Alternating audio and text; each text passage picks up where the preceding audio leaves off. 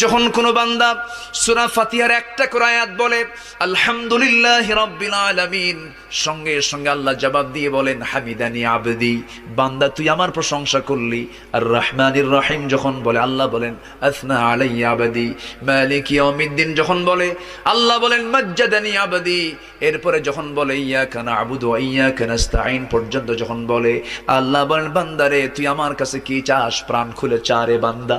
ইহদিনাস সিরাতাল মুস্তাকিম থেকে শুরু করে নিয়া ওয়ালাদ-দাল্লিন পর্যন্ত যখন বান্দা বলে তখন আল্লাহ বলেন বান্দা নামাজের মধ্যে এমন প্রেমের খেলা খেললি বান্দা, তুই যা চাইলি সব আমি আল্লাহ কবুল করলাম। ওই বান্দা যখন রুকুতে যায় আল্লাহ তখন অস্থির হন।